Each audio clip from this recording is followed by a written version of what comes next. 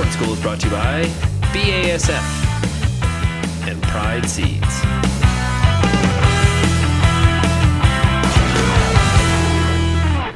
So to continue on with making use of precision ag data, we have lots of equipment out there with lots of monitors on it. We're monitoring a lot of critical performance information, and none more so than on a corn planter.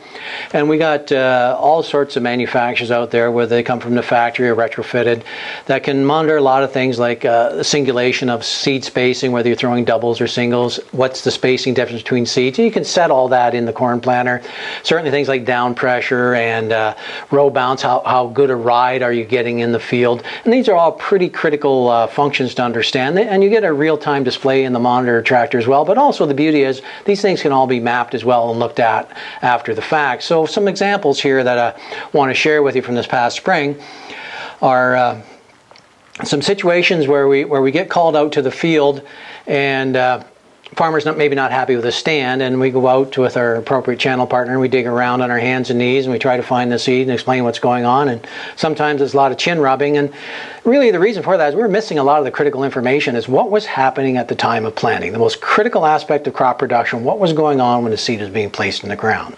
So with some of these maps, first of all, this is a variable rate seeding maps. We're ranging anywhere from 36,000 plants per acre down to just under 30,000. So if you're going to go to the field, you want to know where you're looking, so you wouldn't be looking for 36,000 plants in 30,000 plant zone. So take that map with you to the field to kind of understand where your population changes are happening.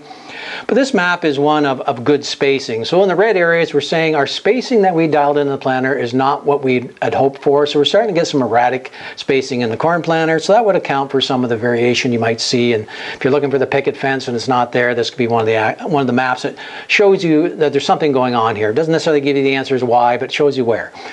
This next map is the good ride. This is telling us how smooth was each individual row unit riding in the field, and was the delivery seed chain or tube, was it getting the seed at the right time in a uniform, smooth manner?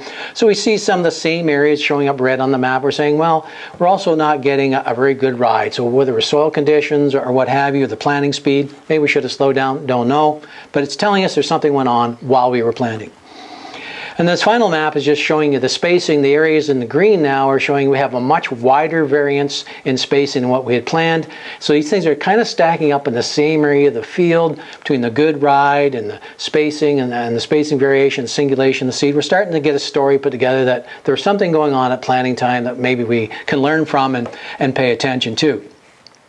And indeed, when you go out to these areas in the field and you start digging them up, there are indeed gaps in the field. So the planter monitor was telling us something, the planter maps are saying there's something, and when we go to the field, we're seeing this variation. We don't have that uniform emergence. We had something going on, and then you can start to have those conversations about what's the strategy for next year. I got a lot of trash here. Do I need row cleaners? But then again, in the other parts of the field, the row cleaners wouldn't be the problem because we had a good stand. So you're looking at a lot of these different things. Should I have cultivated a little deeper and make the seed bed a little softer for a little better performance? These are the things you start asking yourself some questions, but you really got to wait for the yield map, because the beauty of all this technology in a GIS, it's captured, it's organized, and as you bring in successive layers of information that are spatially related, you can lay the yield map on top of these other maps and say, did all this spacing variation, this row bounce actually affect my yield? And this is how you start to use the data before you spend a lot of money on iron.